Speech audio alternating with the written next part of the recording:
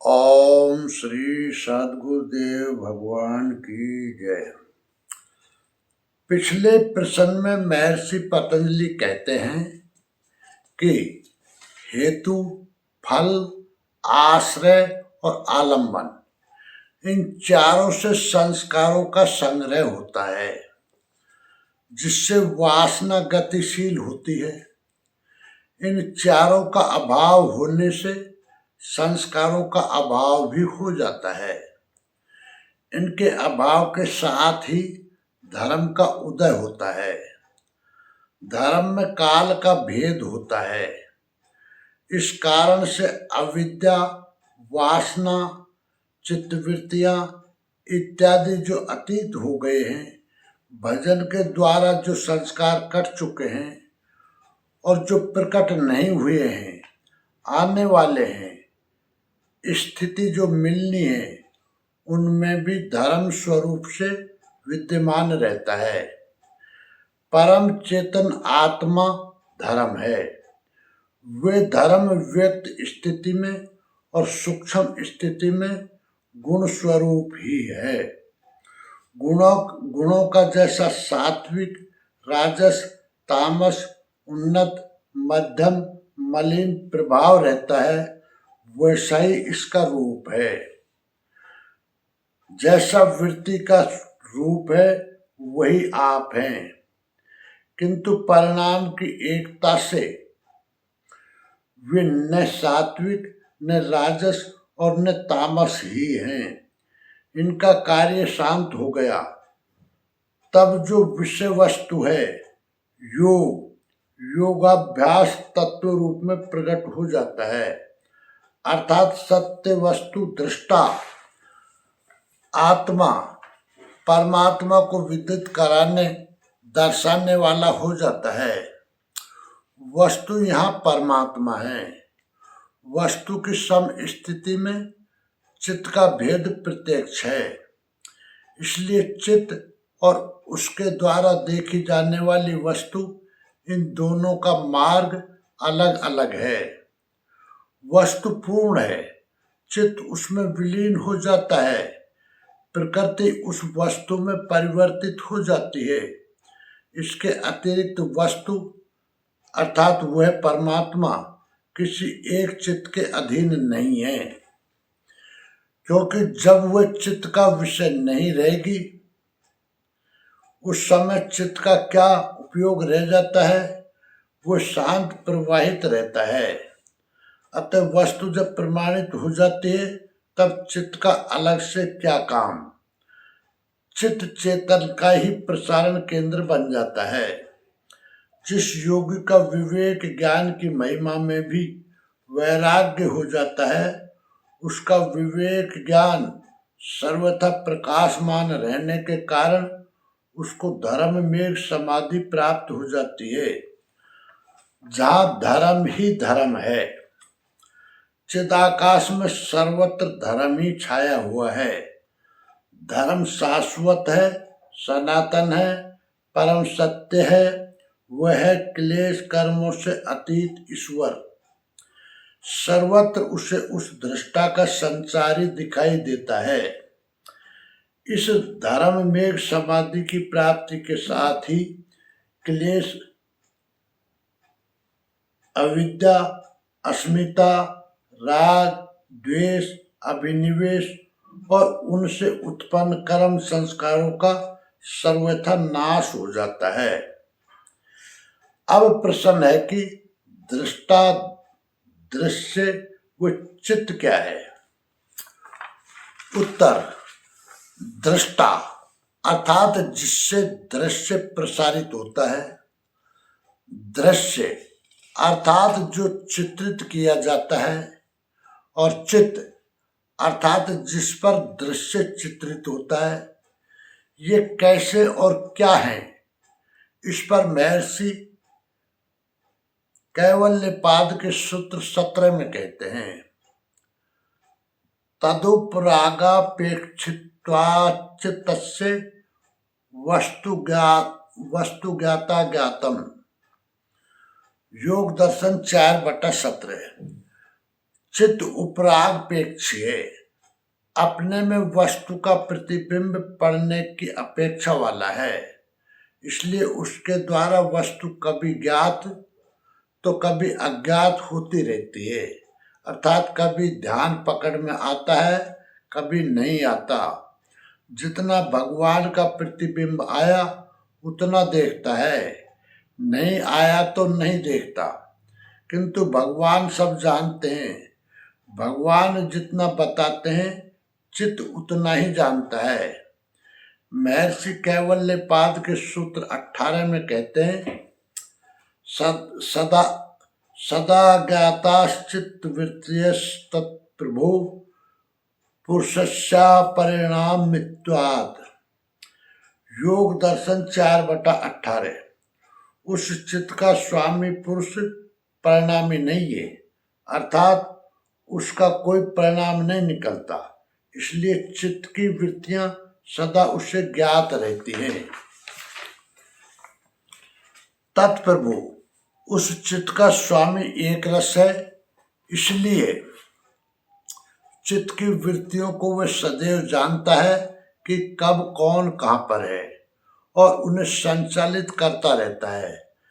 चित्त जो जानता है वह दृश्य के द्वारा है। महर्षि कैवल्यपाद के सूत्र 19 में कहते हैं, न तत्स्वभासम दृष्टात्। योग दर्शन 4/19। वह चित्त स्वप्रकाश प्रकाश स्वरूप नहीं है, क्योंकि वह दृश्यत्वात् दृश्य से है। चित्त में जो प्रकाश दिखाई पड़ता है वो पुरुष के द्वारा प्रसारित दृश्य के द्वारा ही है। चित्त में स्वयं का कोई प्रकाश नहीं है, स्वभास नहीं है। चित्त जो कुछ देख लेता है, चित्त में जो प्रकाश देखने में आता है वह दृश्य के द्वारा ही है। ये दृश्य दृष्टा दृश्य संयोग ही है जो हेतु है। दृश्य वैसा है जो प्रकाश, क्रिया और स्थिति दिलाता है, जो इस आत्मा के लिए भोग, अपवर्ग, परम मुक्ति का संपादन करता है। ये पुरुष से संचालित है, जिसे चित्त विदित है। चित्त में जो प्रकाश है वो इस दृश्य के द्वारा है, अन्यथा मनुष्य अंधा है। वृत्ति तो वृत्ति है, गोचर जहाँ लग मन जाई, सो सब माया जाने भाई। रामचरितमानस 3/15-3। इसलिए अपने से कोई कल्पना करता है तो माया है, अंधकार है, उसमें प्रकाश कुछ भी नहीं है। जो कुछ है वह दृश्यत्वात् दृश्य का कार्य है। पुरुष के लिए भोग प्रदान करना, क्या ऐसे भोग मोक्ष में सहायक हैं? श्री कृष्ण गीता में कहते हैं, भोक्तारम यज्ञतपसाम सर्वलोक महेश्वरम। गीता 5/29। उन पुरुष का भोग है यज्ञ, तप और संयम। वह दृश्य मुक्ति का पूर्ण संपादन करने वाला है। अस्तु चित्त में जो प्रकाश है दृश्य के द्वारा है। महर्षि कैवल्यपाद के सूत्र 20 में कहते हैं, एक समय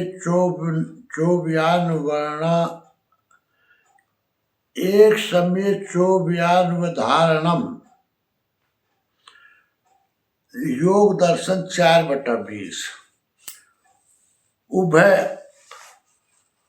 अन्वधारणम, एक ही समय में चित्त और दृश्य, इन दोनों के स्वरूप का ज्ञान भी नहीं हो सकता, क्योंकि चित्त तो चित्त ही है। दृश्य जब भी आता है स्वतंत्र ढंग से आता है, कब क्या प्रसारित होने वाला है उसे एक साथ ही नहीं जाना जा सकता। वह तो अनुभव में उभरने पर ही समझ में आता है। महर्षि कैवल्यपाद के सूत्र 21 में कहते हैं, चितांतर्दृश्ये बुद्धि बुद्धिरे अति प्रसंग स्मृति संक्रश्चय। योग दर्शन 4/21। चितांतर दृश्य, चित्त का एक प्रकार से दूसरे प्रकार में परिवर्तन दृश्य के माध्यम से होता है। और बुद्धि बुद्धि बुद्धि बुद्धि बुद्धि बुद्धि रति प्रसंग है।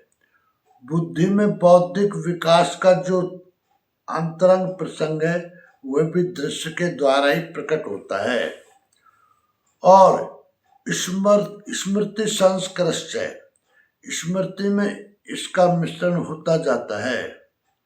स्मृति तभी पूर्ण होगी जब भजन पूरा हो जाएगा। इसलिए पूर्व विचारों में साधनात्मक दृश्य का मिश्रण होता जाता है।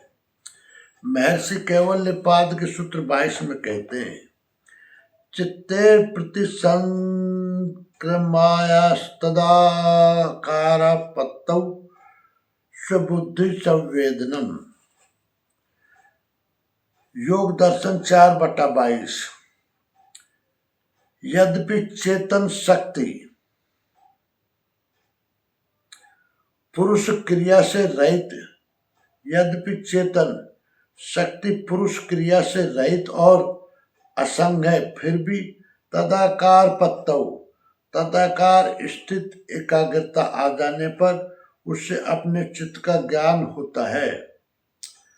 स्वबुद्धि संवेदनम, तदाकार हो जाने पर स्वरूप की स्थिति वाली बुद्धि हो जाती है। स्वस्वरूप का बुद्धि में संवेदन चलने लगता है। महर्षि कैवल्यपाद के सूत्र 4:23 में कहते हैं, दृष्ट दृश्यो परक्तम चित्तम सर्वार्थम। योग दर्शन 4/23।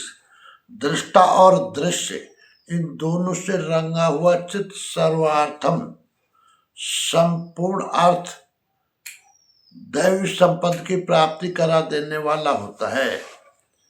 क्योंकि दृष्टा दृश्य का संयोग आत्मा पुरुष के लिए मुक्ति का संपादन करने वाला है। इसलिए दृष्टा दृश्य का संयोग सर्वार्थम संपूर्ण अर्थ वाला कैवल्य पद की उपलब्धि कराने वाला होता है। इसमें अंतवंत इमे देहा नित्य शोक्ता शरीरेण अनासीनो प्रमेयस्य तस्माद युजस्व भारत। गीता 2/18। अविनाशी अप्रमेय नित्य स्वरूप आत्मा के ये सभी शरीर नाशवान कहे गए हैं। इसलिए भरतवंशी अर्जुन, तू युद्ध कर, आत्मा ही अमृत है, आत्मा ही अविनाशी है, जिसका कि तीनों कालों में नाश नहीं होता, आत्मा ही सत्य है। दृष्ट दृश्यो परक्तम चित्तम सर्वथार्थम। दृष्टा जो चैतन्य है, निर्मल है, और दृश्य पुरुष के लिए भोग। दृष्टा जो चैतन्य है, निर्मल है, और दृश्य पुरुष के लिए भोग, अपवर्ग, मुक्ति का संपादन जुटाना जिसका प्रयोजन है। क्रिया स्थिति प्रदान करना ही जिसका प्रयोजन है। इन दोनों से संचालित होकर चलने वाला चित्त सब अर्थ वाला होता है।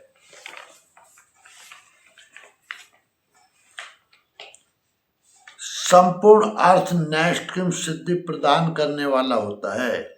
आगे महर्षि कैवल्यपाद के सूत्र 24 में कहते हैं, तद संख्येय वासनाभिस्त्रयमपि परार्थम संहत्वकारित्वात्। योग दर्शन 4/24। वह चित्त असंख्य वासनाओं से चित्रित होने पर भी परार्थ अर्थात परम अर्थ को सिद्ध करने वाला होता है, क्योंकि वह समस्त वासनाओं को काटने वाला है। जिसका चित्त दृष्टा और दृश्य के संयोग से रंगा है, ऐसा योगी असंख्य वासनाओं से संसर्ग होने पर भी अपने लक्ष्य पर होता है।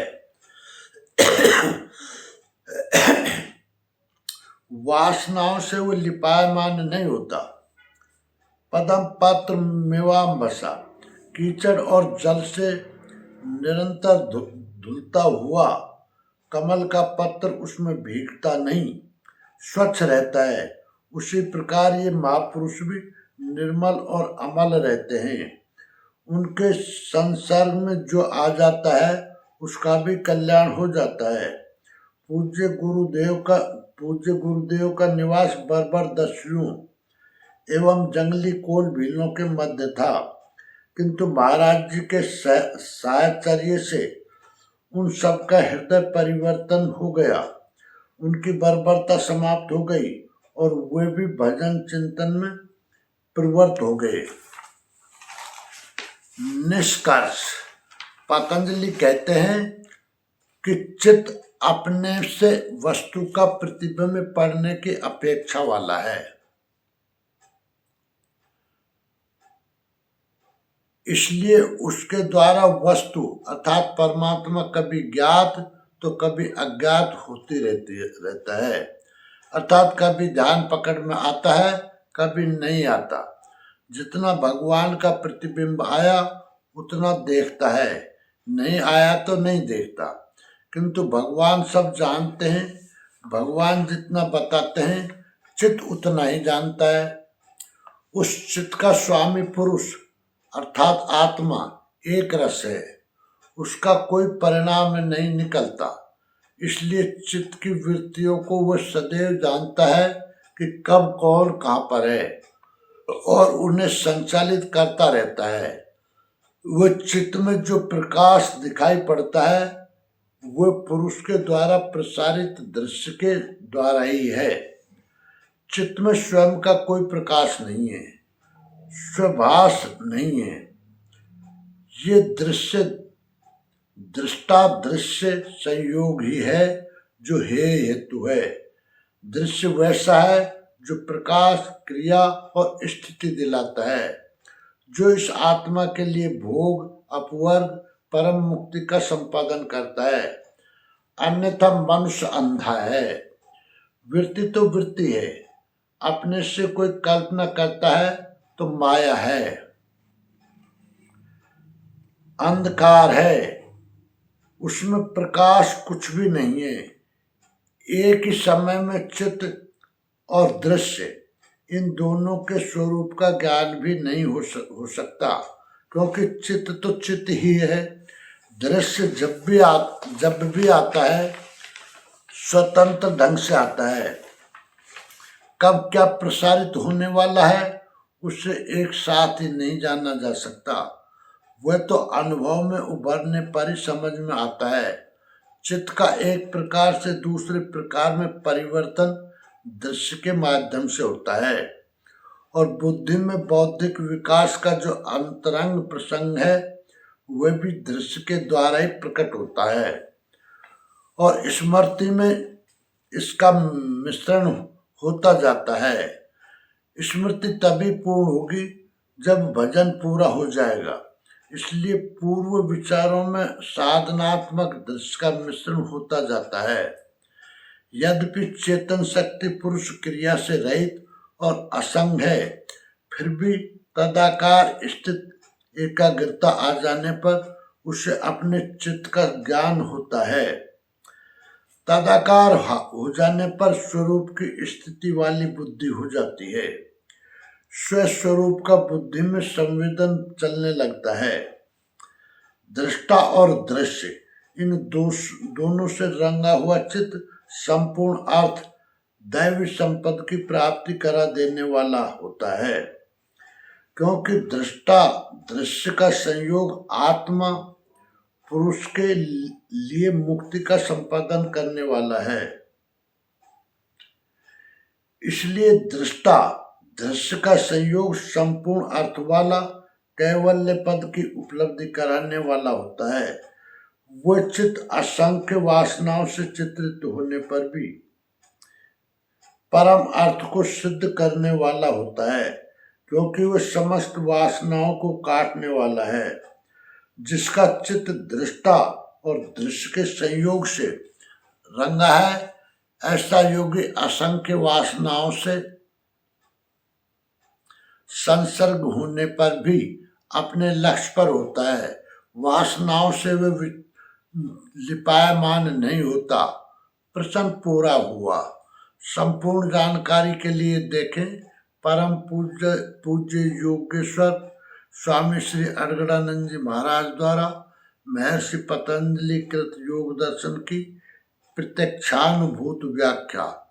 ओम श्री सद्गुरुदेव भगवान की जय।